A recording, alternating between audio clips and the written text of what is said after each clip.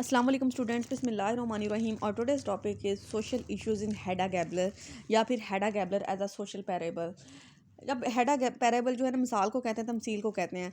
अब हेडा गैबलर में ना बहुत से सोशल इश्यूज़ हैं। ये तो हमें पता है कि किसी की भी पर्सनल लाइफ हो ना, सोसाइटी ने उसमें टांग जो है ज़रूर अड़ानी होती है। चाहे कोई अच्छा इंसान हो, चाहे कोई बुरा हो, तो वो उनकी लाइफ में इंटरफियर किए बगैर नहीं रह सकते। हर इंसान को जो सोसाइटी में रह रहा होता है उसको सोशल इम्प्लीकेशंस जो है वो उनका सामना करना पड़ता है।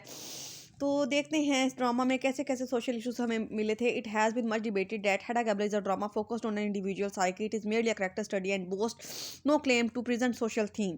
अब बहुत से क्रिटिक्स जो है ना वो इस बात पे बहस करते हैं कि हेडा गैबलर में कोई सोशल इश्यूज नहीं है। ये तो सिर्फ एक इंडिविजुअल पर्सन की जो है ना दिमागी हालत के बारे में है, एक करेक्टर की स्टडी है इस ड्रामे में कि हेडा गैबलर कैसा करेक्टर था उसके बारे में डिटेल्स बताई गई हैं, लेकिन कोई भी सोशल थीम इसमें नहीं दिया गया। If we have an analysis of the play, लेकिन अगर हम इस ड्रामा को क्रिटिकली इवेल्युएट करें, क्रिटिकली पढ़ें, we would be able to find out that Ibsen has successfully corresponded with the popular social issues of his time in the texture of society. तो हमें पता चलता है कि इस ड्रामा में उसने कितने ज़्यादा सोशल इश्यूज़ को डिस्कस कर दिया है, ताकि अपनी सोसाइटी के इस स्टोरी में जो है कितने इश्यूज़ जो है उसने बयान किए हैं। In the very beginning of the play Hedda is commented on by Miss Tesman saying what a life she had in General Gabler's days. अब ड्रामा के आगाज़ में जो है ना हेडा ये जो है कमेंट करती है कि वो यानी जनरल गैबलर के दिनों में कितनी अच्छी ज़िंदगी बसर किया करती थी। The whole of the Victorian aristocracy is taken into account by Ibsen in exposing the character of हिडा।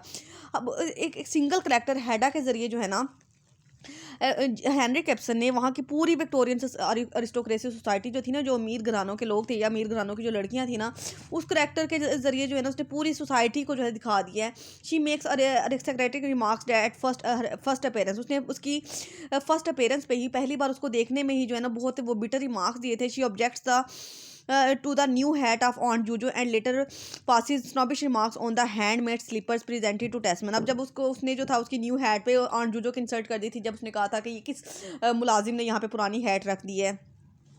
और दूसरा फिर उसने जब उसके हैंडमेड स्लीपर उसने गिफ्ट किए थे आंट जूजो ने उसको, जो उसके आंट रीना ने उसके लिए बनाए थे, तो उस पर भी उसने जो था बहुत ज़्यादा नाक चढ़ाया था। She seems to abhor everything associated with Tesman including his relations and the class to which he belongs. अब उसको हर चीज़ वो इरिटेट करती थी जो कि टेस्मन से बिलोंग करती थी, जो वो चाहे उसके रिलेशन थे, चाहे उसकी चीज़ें थी, या फिर वो क्लास थी जिसमें वो रहता था।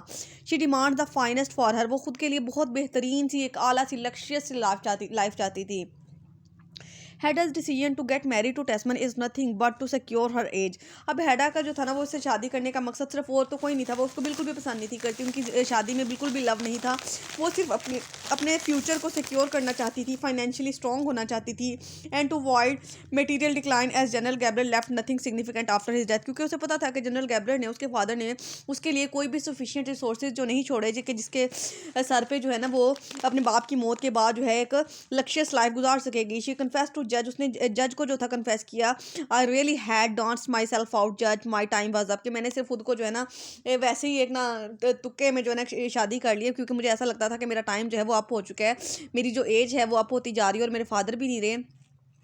Her confession with the phrase that her time was up offers social values as women must marry as they are not venerated as spinster। कि यानी ये उन सोशल वैल्यूज़ को ये फ्रेज़ जो है ना सिम्बलाइज़ करती है कि यानी जब एक औरत की एज जो शादी की हो जाती है ना, तो फिर सोसाइटी का बहुत प्रेशर होता है कि लोग हमारे काम भी नहीं जीने देते।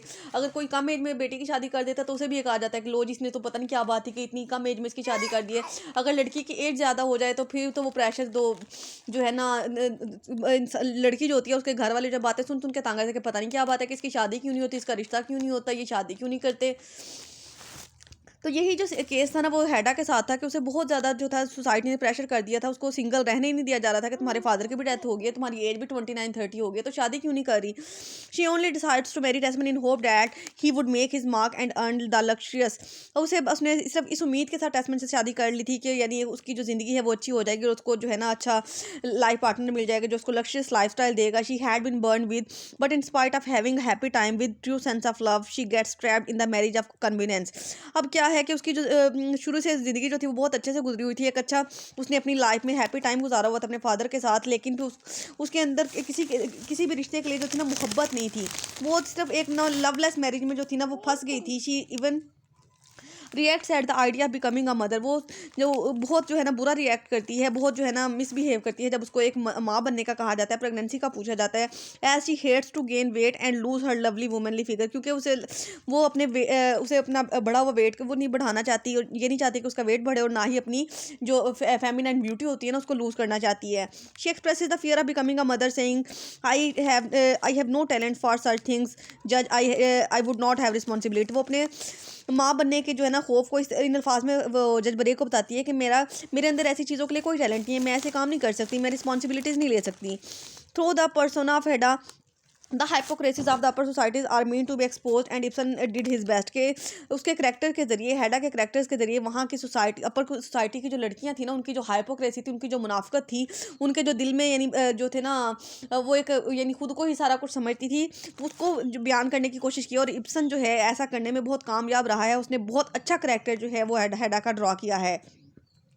She seeks to push her husband और स्कॉलरली फिगर इनटू पॉलिटिक्स। अब वो क्या है कि उसका जो हस्बैंड होता है वो पीएचडी होता है, एक प्रोफेसर बनने वाला होता है, लेकिन वो उसको पॉलिटिक्स में लेके जाना चाहती है। She would be able to raise her social status and allow herself to have power over others, क्योंकि उसे ऐसा लगता है कि उसका सोशल वो शोहर जो है ना वो पॉलिटिक्स में चला जाता है, कोई पॉलिटिशियन बन जाता है, कोई मजिस्ट्रेट बन जाता है, या कोई जो है ना मिनिस्टर बन जाता है, तो वो उसका जो स्टेटस है वो मजीद जो है हाई हो जाएगा, और वो उसकी जो है दूसरों पे पावर बन जाएगी, दूसरों पे कंट्रोल बन जाएगा। Role of power in the 19th century was an attribute of man and women were submissive static passive and pure. अब 19th सेंचुरी की जो औरतें थी ना उसमें ये था कि यानी सारी जो पावर्स जो होती थी ना वो मैन के पास होती थी, और औरतें जो होती थी वो एक बहुत सी सबमिसिव सी, बहुत सी आजिज सी और घरेलू टाइप की होती थी, और बहुत खालिस और वफादार होती थी अपने शोहरों के साथ।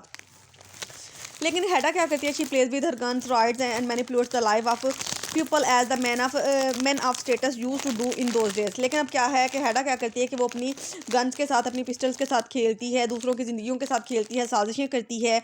और उन दिनों में यानी वहाँ के जो आरिस्टोक्रेटिक लोग होते थे ना, जिनके पास स्टेटस होता था या हाई क्लास से बिलोंग करते थे, वो लोग ऐसे ही किया करते थे कि उनको दूसरों की ज़िंदगियाँ ख़राब करना या दूसरों पर कंट्रोल रखना जो था वो बहुत अच्छा लगता था। The society of Hedda displays tolerance of her masculine behavior in the age when it seemed most inappropriate। अब जिस सोसाइटी में हेडा रह रही थी ना उसमें ये सारी चीज़ें जो थी, एक लड़की का लड़कों वाले काम करना या वो लड़कों वाली पावर रखना या लड़कों जैसे शौक रखना जो था ना बहुत ही गैर मुनासिब समझा जाता था। लेकिन उस हेडा ने उस सोसाइटी में रहते हुए ये सारी चीज़ें हासिल करना चाही थी या लिबरल होना चाहा था, लेकिन उसने सोर्सेज जो थे वो मीन सोर्सेज यूज़ किए थे, नाजायज़ ज़राए का इस्तेमाल किया था, जिसकी वजह से उसको डिस्ट्रक्शन हुई थी। Her attitude of confining the act of suicide as beautiful. अब वो क्या है कि सुसाइड को अपने लिए भी, और जब उसने लिबॉ को मशवरा दिया था तब उसने ब्यूटीफुल का वर्ड यूज़ किया मरने को। इज इक्वली सिग्निफिकेंट, ये भी बहुत अहम बात है। She convince Lovborg to attempt suicide but it must be done beautifully. अब वो उसने लिबॉ को इस बात के लिए कन्विंस किया, उकसाया कि वो सुसाइड करे, बल्कि उसने ये कहा कि तुम्हें जो है ना खूबसूरत मौत मरना चाहिए, इसे खूबसूरती से करना चाहिए। He shoots himself in the stomach in a brothel not as a beautiful as she intended. उसे वो उसके कहने के मुताबिक ये था कि यानी ब्यूटीफुल डेथ वो होती है कि तुम अपने माथे में, अपने सर में गोली मार लो, लेकिन उसने क्या किया था कि उसने अपने स्टमक में, अपने मैदे में, जो अपने सीने में गोली मारी थी, जो कि उसके मुताबिक जो था, उसके इरादे के मुताबिक नहीं था। उसने कहा था कि ब्यूटीफुल मौत वो होती है कि जब कोई इंसान अपने सर पे जो है वो गोली मार दे। She even puts her end to her beautifully as she had fantasized, कि उसने जो था, जो ख्वाब यानी उसने इलियट के लिए देखा था ना, उसने वो ब्यूटीफुली डेथ अपनी खुद ली थी, कि मतलब उसने अपने सर में गोली मारी ली थी, अपने टेम्पल में जो थी वो पिस्टल से जो शूट कर लिया था। हर कन्वर्सेशन विद थी also shows the social moral values of the time. अब उसकी जो थी के साथ बातचीत थी उससे भी काफ़ी सोशल मॉरल वैल्यूज का पता चलता है। When she learns that Thea has left her husband to search Lovborg, she disapprove saying but my dearest girl that you could not dare to do such a thing. तो फिर उसने जो था ना, जब उसने थी ने उसको बताया था कि मैं जो यहाँ पे ना लिबॉग को ढूंढने के लिए आई हूँ, तो उसने उसको ये कहा था कि अरे प्यारी लड़की, अरे थी तुम्हें ऐसा करते हुए डर नहीं लग रहा कि तुम एक यानी किसी की वाइफ हो, और यानी तुम्हारा जो हस्बैंड है वो एक मजिस्ट्रेट है, और तुम जो है एक दूसरे आदमी की तलाश में उसका घर छोड़ के आ गई हो। Her resentment was about despairing social values of one's for one's choice. Even the suicide at the end of the play is an attempt to escape scandal that might expose her character. कि उसकी जो यानी वो social values की जो थी ना, मतलब मुआशरे के लिहाज से उसने उससे पूछा था ना कि यानी लोग तुम्हें नहीं ऐसा लगता कि लोग तुम्हारे बारे में क्या कहेंगे। हमने टेक्स्ट में पढ़ा था कि उसने वो थी से पूछ रही थी कि तुम्हें इस बात से डर नहीं लगता कि लोग तुम्हारे बारे में क्या बातें करेंगे, लेकिन थी ने कहा था कि मुझे इस बात से कोई फ़र्क नहीं पड़ता, क्योंकि मैं पीछे वापस बिल्कुल भी जाने वाली नहीं हूँ। मैं लिबॉग के लिए सब कुछ छोड़ के आ चुकी हूँ। और इसके अलावा जब उसकी जो सुसाइड की अटैम्प्ट थी वो भी इसी वजह से थी, क्योंकि वो स्कैंडल से डरती थी कि ये ना हो कि किसी को पता चल जाए कि लिबॉग की सुसाइड में, उसकी डेथ में जो है है हैडा का हाथ है और उसके लिए कोई बदनामी का सबब बन जाए या फिर उसके खिलाफ कोई पुलिस केस हो जाए, तो इसलिए उसने सुसाइड को कर लिया था attempt. Judge Brake warns her after the death of Libok that if the consul were to discover the pistol was her, there would be scandal. A scandal, yes, the kind you are so deathly afraid of. तो फिर यानी वो जब जज break को पता चला था कि उसकी जो डेथ है ना लिबॉक की उसकी पिस्टल के साथ हुई है, तो उसने आके उसको बताया कि यानी मैंने जो है ना वो मुझे पता है कि वो पिस्टल तुम्हारी है, लेकिन अगर यानी पुलिस को पता चल गया तो या किसी ने ये पहचान लिया कि ये पिस्टल जो है हैडा की है तो तुम्हारे खिलाफ स्कैंडल बन सकते हैं। She comprehends the message of blackmailing by Brack and realizes that she is no longer free. अब उसने जो था ना इस बात को फील किया था कि यानी ब्रेक जो है उसने उसको ब्लैकमेल करना शुरू कर दिया, वो उस पर जो है कंट्रोल रखना चाहता है, उस पर पावर रखना चाहता है, तो उसे ऐसा फील हुआ था कि अब वो मज़ीद आज़ाद ज़िंदगी नहीं गुजार सकती। She fears the scandal and disobedience of the society's gender role to lead her to kill herself, to free herself. तो फिर उसको कोई और रास्ता नहीं नज़र आया था स्कैंडल से बचने का, इस सोसाइटी की बातों से बचने का, इस सोसाइटी के तानों से बचने का, तो उसने ये कहा था कि खुद को आज़ाद करने का एक ही तरीका है कि सुसाइड कर ली जाए। She contributes to her own and the root of her compliance with her decision is her former life and affairs. उसने क्या किया था कि उसने अपनी ज़िंदगी का जो था खात्मा था ना जड़ से खात्मा कर दिया था और अपने यानी जितने भी रिलेटिव थे, उसके हस्बैंड था या लिटली बॉग था या जज ब्रेक था ना, सबसे जो था ना खुद को आज़ाद कर लिया था। The title of the play also refers the theme of the play symbolically. अब इसका जो टाइटल है इस पर हमने एक क्वेश्चन भी करना है कि ये जो टाइटल है ना, उसने टाइटल में उसका नाम हैडा गैबलर क्यों यूज़ किया है? उसका नाम तो हैडा टेस्मन होना चाहिए था। It refers to the name of Hedda in the former self. Hedda Gabler मतलब ये उसका पुराना नाम था, उसका पिछला नाम था, उसका शादी से पहले का नाम था। The daughter of General Gabler, क्योंकि वो जनरल गैबलर की बेटी थी। The play is about the aristocratic self and her inability to accommodate bourgeois life into which she is married. के वो इसमें ये बताना चाहता है कि हैडा जो वुमेन है वो अपनी मैरिड लाइफ को एक्सेप्ट करने को तैयार नहीं है। वो अगर उसने मैरिड लाइफ को एक्सेप्ट कर लिया होता तो फिर हेनरी कैप्सन ने उसका नाम जो था वो हैडा टेस्मन यूज़ करना था। Ibsen tries to show the importance of her social class by employing her middle name के वो हेनरी किप्सन ने उसके सोशल क्लास को जो है बताने की कोशिश की है कि वो पहले जो थी कितनी अपर क्लास है, कितनी एलीट क्लास है, कितनी अरिस्टोक्रेटिक क्लास से बिलोंग करती थी, इसलिए उसने उसका शादी से पहले वाला कुंवारे वाला नाम यूज़ किया है। Hedda prefers to be identified as the daughter of General Gabler rather than the wife of George Tesman. और हैडा को भी ये अच्छा लगता था कि उसको जो है जनरल गैबलर की बेटी कह के बुलाया जाए बजाय इसके कि उसको टेस्मन की वाइफ कह के बुलाया जाए। She is in the course of the play detects the lifestyle of her husband and his class and remind Klung of her honorable past। वो पूरे ड्रामा में जो है उसकी लाइफस्टाइल को, अपने हस्बैंड की टेस्मन की लाइफस्टाइल को, उसके रिलेटिव्स को, उसके उठने बैठने को, हर चीज़ को क्रिटिसाइज़ करती रहती है और अपनी पास्ट के जो दिन थे, अपनी फादर के टाइम की जो लाइफ ना उसको मिस करती रहती है।